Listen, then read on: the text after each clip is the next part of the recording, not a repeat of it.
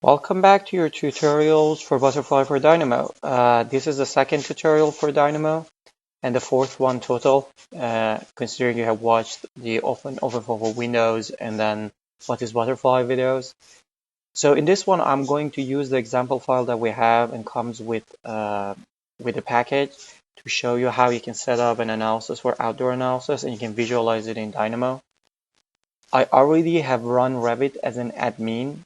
If you haven't, then it will leave you an error when you're trying to run the analysis. So make sure if you haven't done it, close both Dynamo and Revit and run it as an admin. Otherwise, you should be good to go. So just go here on Packages, Manage Packages, and right-click on Butterfly here and go Show Root Directory. Here, the structure of the folder, all the definitions are here, but then under Extra, there are libraries, and then you can find example files. And inside example files, I'll go ahead and open the outdoor analysis, which doesn't need any Revit files. So I just press Shift and right-click, copy as path, and then go back here, close this one, and let's open that example. Open, save the changes now. Delete.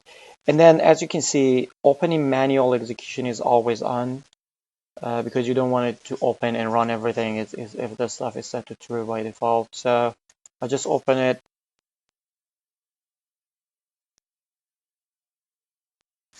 And here we go. So let me go over the file and show you how it's structured, and then we will talk about them one by one.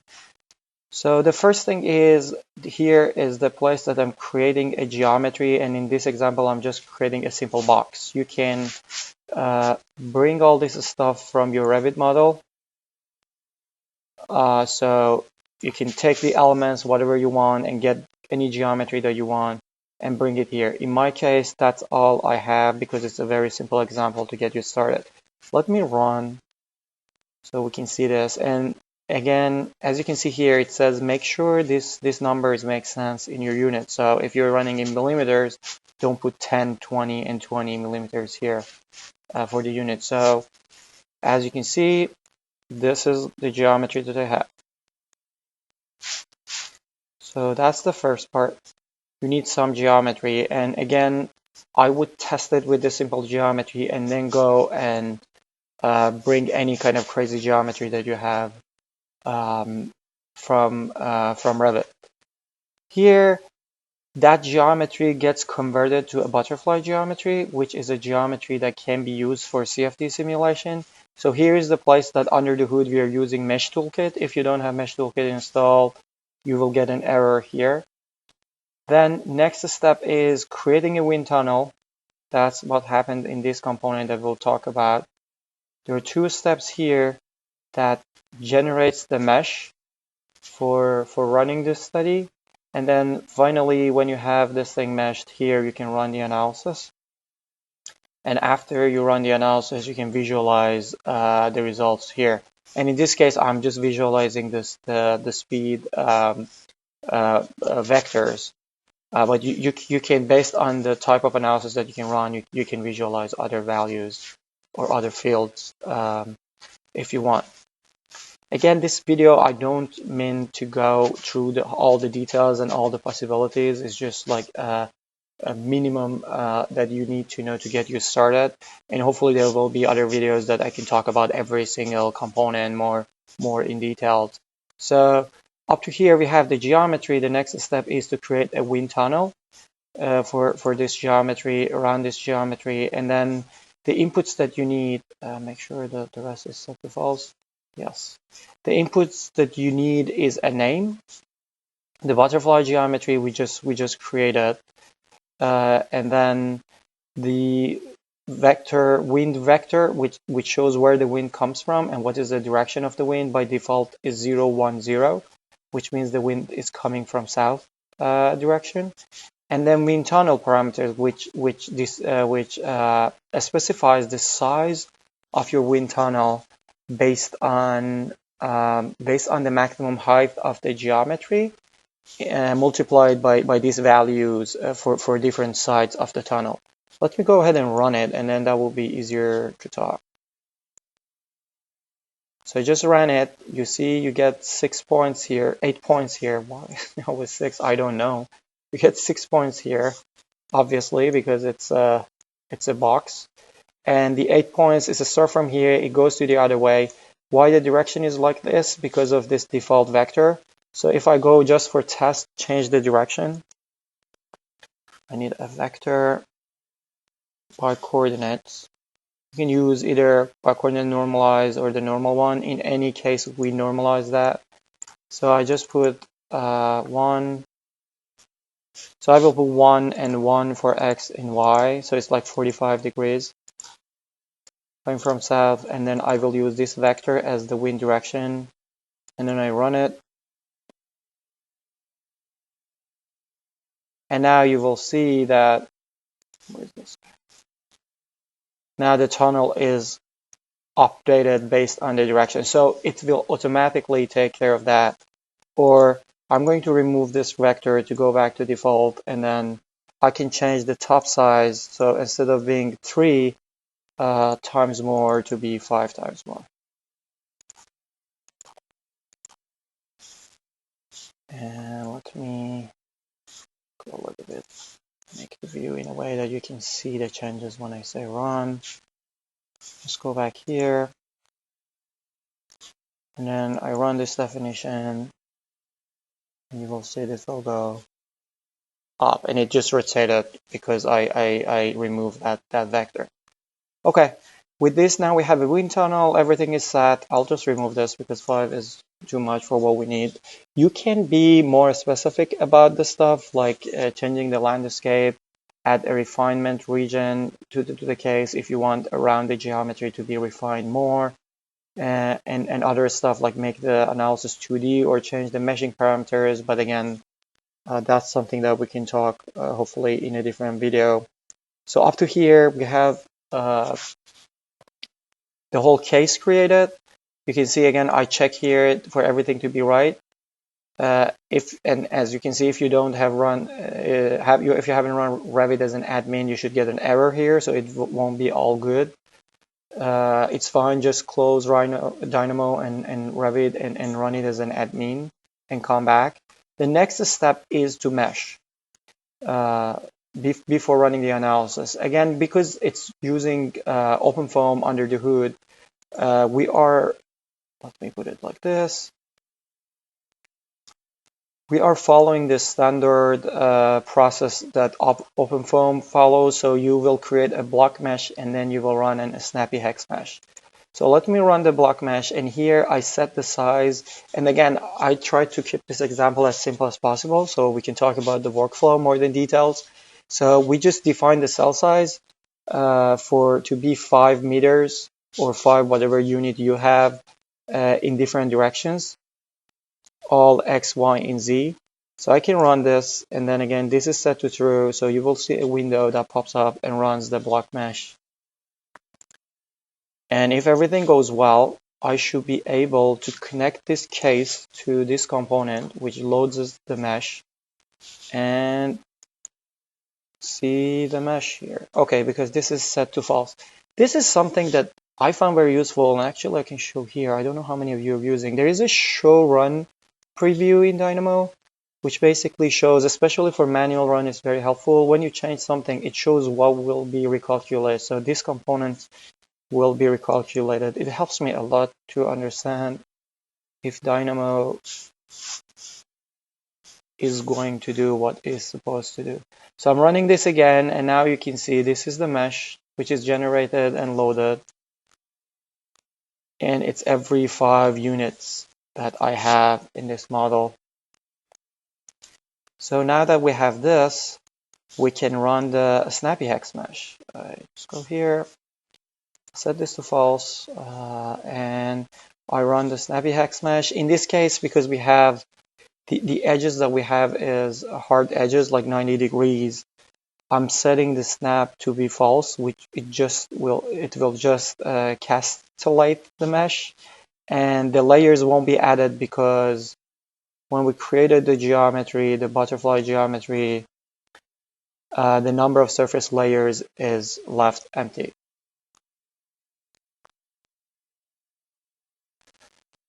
So let's go back here, set this to true, and run. So this is a Snappy Hex Mash, which will take a little bit longer, but will generate the mesh that we need.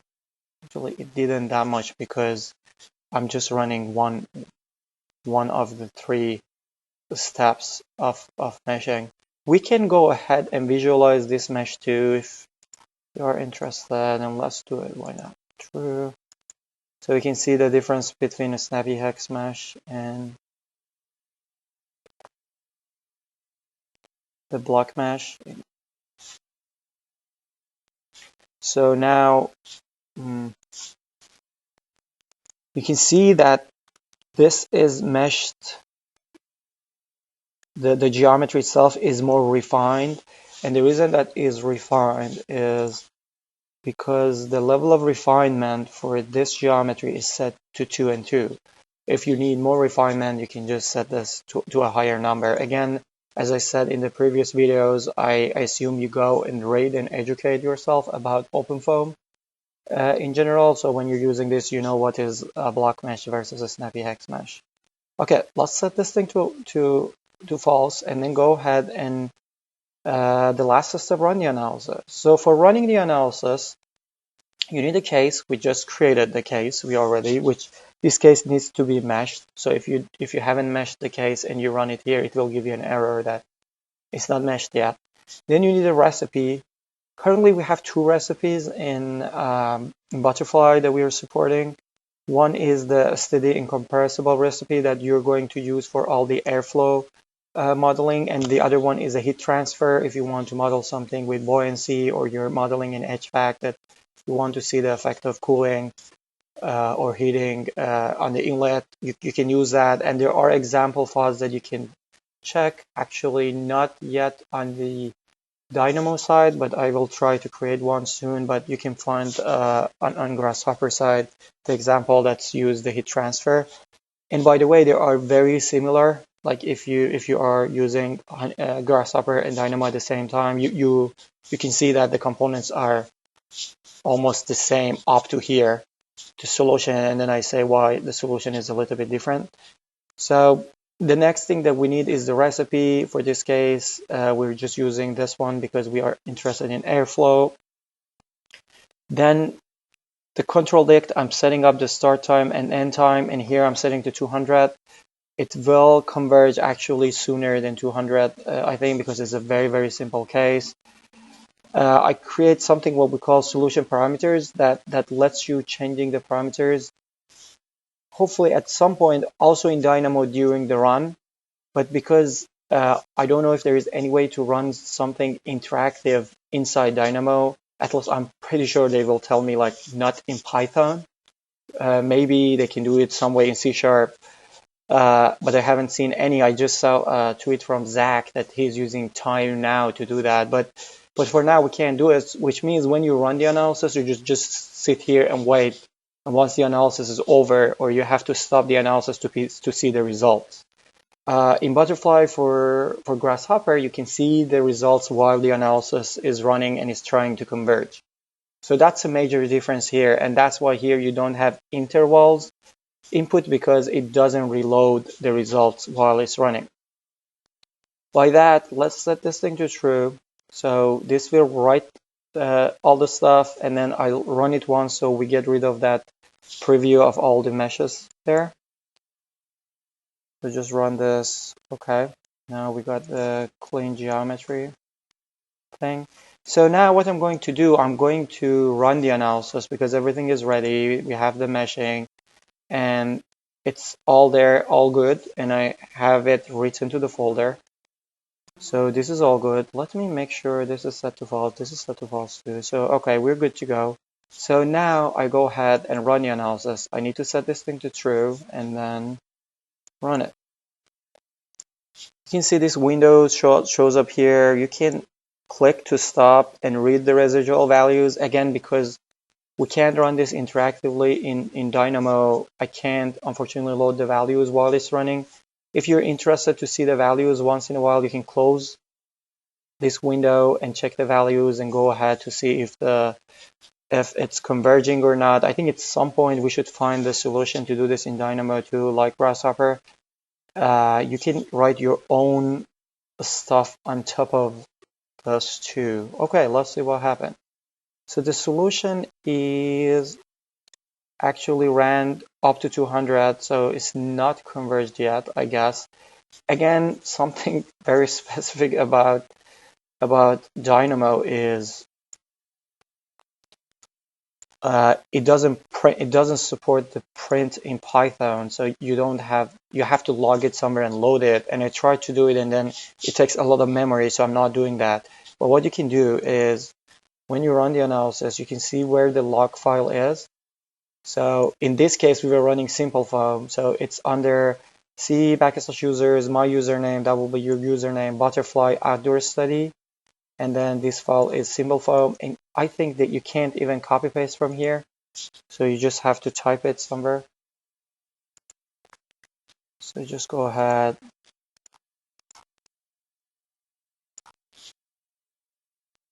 And go to butterfly, and then outdoor study is here. You can see the result is saved for every 100 steps. So I can go inside log, and then simple foam log, there is no error. And I can check, and I'm doing this just to show you how to do it. It doesn't mean you have to do it every time if the analysis runs fine. So you can see it's not converged yet, but it is close to convergence. Assuming I'm using 10 with the power of -5, which I already know as the default value, but you can then change the residual controls if you want from here. Okay, let's go ahead and visualize the result. For visualizing the result, whenever you stop the analysis or if you're done and the solution is converged, in Dynamo you can use this component node that lets you sample case. What it means is when you have a solution, you can have a bunch of points everywhere because it's a 3D solution in time. This time you can generate the points, and then you can ask for the field that you're interested. In this case, I'm interested in U, which is the velocity. So I'm going to sample case here. I use a couple of Dynamo nodes to generate these points, and let's see these points. So these are the points that I'm basically sampling in the case. You can change the point. Check this, especially if you're using another units. Like, don't go crazy with like millions of points. So here we have 2,200 points that is created, and I will get the result for those points. Again, because I don't know if there is a better way, but I think there is no way to visualize vectors as just preview. So I just put this custom node together, which really creates vectors as geometry. It's fine for 2,000. I don't know if you go to 10,000, what will happen. It will take a lot of RAM probably. I hope this is something to see Dynamo team starts to work more on visualization, because it will be very, very helpful if we have a better version to visualize this. Then we can load more points at the same time. And probably you're now thinking, why are you talking before running this? So I just go ahead, set this to true. It will run. It will generate the probs and get the values. The reason you have points here and then the probs again here is because if you have a point which is inside this geometry, it won't be a prob, right? It will be removed. But if you generated your points carefully and no point is inside your test geometry, it's always in the mesh, then the points and the probs will be the same. In my case, I wasn't careful enough. I just generated all the points. So these are going to be different. Then when I get probs and the values, because in this case U is a vector, then I'm using this component. If it's not a vector, if it's like if for example you go for pressure P, then this will be a number, and then you can use Dynamo's visualization nodes to visualize the result on a grid or something like that. Okay, let's go ahead and run this.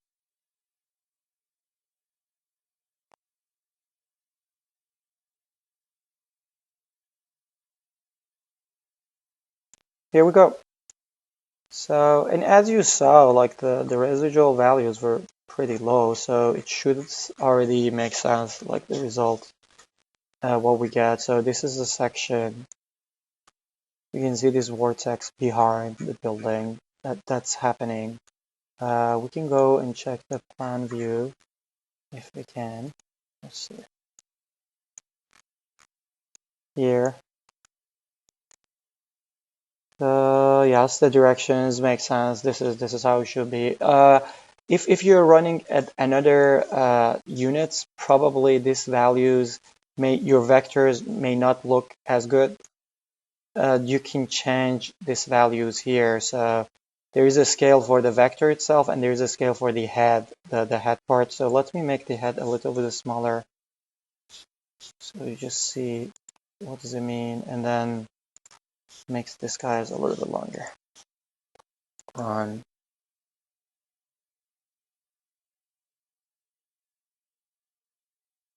Here we go. So now the preview is updated, and you can see it. Again, if you have any comments or suggestions, you can open an issue on GitHub. And assuming you have watched the videos before this, so you already know where that thing is, but I will copy it in the description of this video too, so you can find where that thing is, or open a question on Dynamo forum, and I will be watching the forum to answer the questions. Just add a tag for butterfly or something like that, so I get an email about the issues. And I think by that, this is the end of this video. In the next video, I will show how to prepare an indoor case, which I think is something that the people who are using Revit will be more interested. Thanks for watching.